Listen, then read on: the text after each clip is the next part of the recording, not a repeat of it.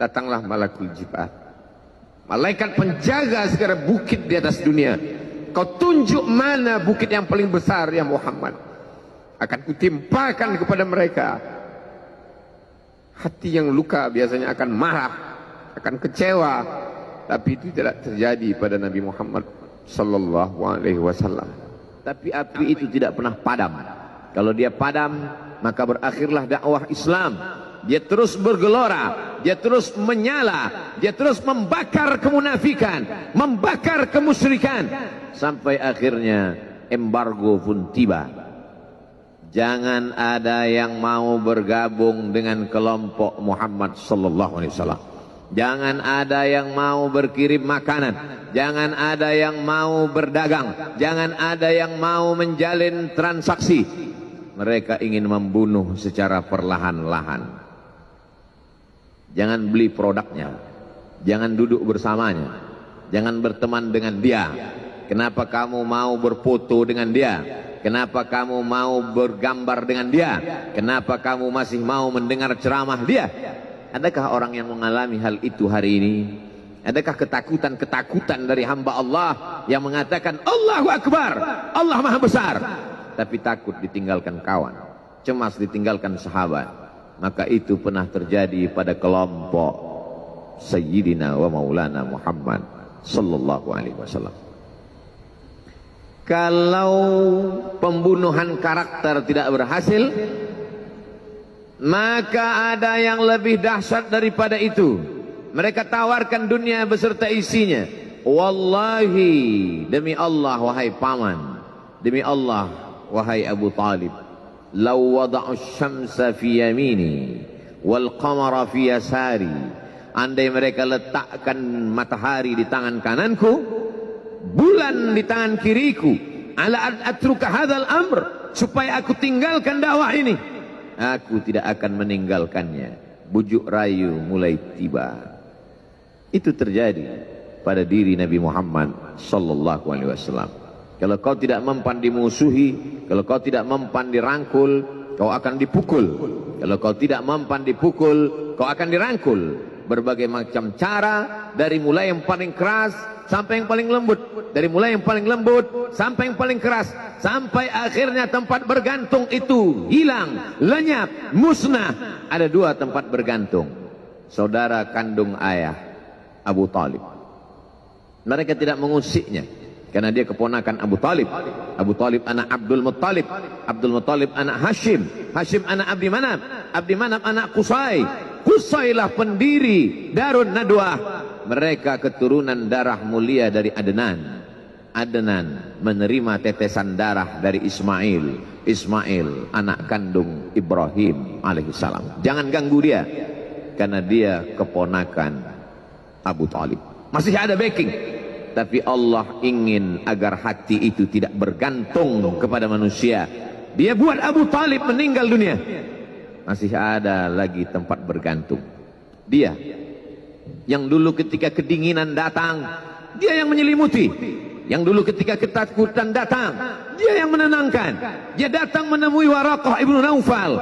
Waraqah berkata, namus, malaikat yang pernah datang kepada Ibrahim, yang pernah datang kepada Musa, yang pernah datang kepada Isa, sekarang dia datang kepada suamimu.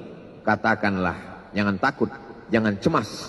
Kalau nanti sampai masanya dia akan diusir dari kampung halamannya, aku orang pertama yang akan membelanya. Karena begitu yang kutemukan dalam kitab-kitab suci yang kubaca, kata Waraqah bin Naufal. Hari itu juga tempat bergantung itu patah. Khadijah menghadap Allah subhanahu wa ta'ala. Tak lagi ada makhluk tempat bergantung, tak ada lagi ranting tempat berhinggap, tak ada lagi batang kayu tempat berpegang. Allah ingin agar engkau berserah hanya kepada Dia saja. Tidak ada makhluk. Bersandar kepada makhluk akan kecewa, bersandar pada kayu yang rindang akan tumbang, bersandar kepada benda akan binasa, bersandar kepada sahabat akan berubah menjadi musuh. Bersandarlah kepada Dia, Hayyun Maha Hidup, la yamut, Dia tak pernah mati. Bersandarlah kepada Dia, Al-Aziz yang Maha Perkasa, Al-Jabbar yang Maha Berkuasa. Itu yang diinginkan Allah dari sosok Sayyidina wa Maulana Muhammad sallallahu alaihi wasallam. Dia pergi. Sengaja dia pergi berjalan kaki. Karena kalau dia pergi menunggang unta, mereka sudah mengintai. Dia pasti lari. Dia akan pergi ke tempat yang jauh. Sengaja dia pergi berjalan kaki. Lalu kemudian dia pun sampai ke suatu tempat. Dia berharap mereka adalah orang-orang yang lembut akan yang menerimanya. Tapi dia tidak diterima dengan tala'al badru alaina. Dia tidak diterima sebagai ahlan wasahlan. Ahlan, keluarga. Kau datang kami sambut sebagai keluarga. Sahlan, mudah. Kau datang urusanmu mudah. Ahlan wasahlan. Tapi dia tidak dianggap sebagai keluarga. Dia tidak dianggap sebagai sahlan. Dia dianggap sebagai musuh. Dia dilempar dengan batu. Dia dilempar dengan kayu. Dia dilempar dengan tulang onta. Apa yang dia lakukan? Dia bersembunyi di balik bukit. Dia angkat kedua tangannya. Ilaika ashku dha'fa quwwati. Kepada engkau saja aku mengadukan kelemahanku. Wa qillata hilati, ketidakberdayaanku. Wa hawani bainan nas, aku hina di tengah mereka. Kalau dulu aku ada tempat bergantung, ada tempat bersandar, ada tempat mengadu, hari ini hanya engkau saja ya Allah. Datanglah malakul jibal, malaikat penjaga segala bukit di atas dunia. Kau tunjuk mana bukit yang paling besar ya Muhammad. Akan kutimpakan kepada mereka. Hati yang luka biasanya akan marah, akan kecewa. Tapi itu tidak terjadi pada Nabi Muhammad sallallahu alaihi wasallam. Apa yang dia katakan? Asallahu an yukhrij min aslabihim man ya'budullaha wa la yusyrika bihi syai'a. Ya Allah, keluarkan dari tulang sulbi mereka, keluarkan anak cucu mereka yang akan menyembah engkau. Tidak ada satupun yang akan mempersekutukan engkau di atas muka bumi ini. Doanya dikabulkan, hatinya susah, pikirannya kacau, tapi lidahnya tidak berkata-kata kasar.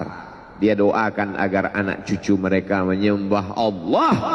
100% penduduk Taif hari ini bersyahadat asyhadu an la ilaha illallah wa asyhadu anna Muhammadan Rasulullah. Doa orang yang teraniaya, doa orang yang terzolimi. Dia berhenti di sebuah kebun. Ada seorang yang bukan terpandang membawakan beberapa ranting anggur sebagai pelipur lara, penghilang haus, pelepas dahaganya. Ketika anggur itu akan masuk ke mulutnya, dia berkata Bismillahirrahmanirrahim, atas nama Allah. Maka hamba sahaya miskin, susah, melarat, perantau yang tak punya apa-apa itu heran. Apa yang kau ucapkan? Bismillah. Kau sebut nama Allah ya. Tidak ada satupun orang di kampung ini kalau makan menyebut nama Allah. Siapa engkau? Aku Nabi yang diutus Allah subhanahu wa ta'ala. Berarti engkau sama dengan orang yang dulu pernah berada di kampungku. Engkau dari mana? Aku dari Ninawi. Ninawi ya.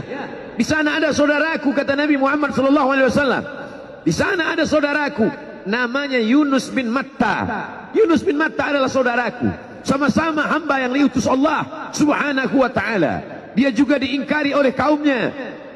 Dia masuk ke dalam lautan, ditelan seekor ikan dalam 3 kegelapan. Gelapnya tengah malam, gelapnya lautan, gelapnya perut ikan. Dia berserah kepada Allah. La ilaha illa anta subhanaka inni kuntu minal zalimin. Begitu cara Allah mengingatkan Nabi Muhammad sallallahu alaihi wasallam. Apa yang kau rasakan hari ini belum ada apa-apanya dengan apa yang pernah dirasakan oleh Yunus bin Matta. Mendengar itu langsung saja Addas bersimpuh sujud mencium lutut Nabi Muhammad sallallahu alaihi wasallam. Dia tidak mulia, dia hamba sahaya, dia miskin, dia perantau, tapi dia sempat mencium tangan Nabi Muhammad sallallahu alaihi wasallam. Dia sempat menghilangkan dahaga dari leher Nabi Muhammad sallallahu alaihi wasallam. Pertemuan yang berkesan. Biarlah pertemuan itu sekali, tapi sampai ke lubuk hati.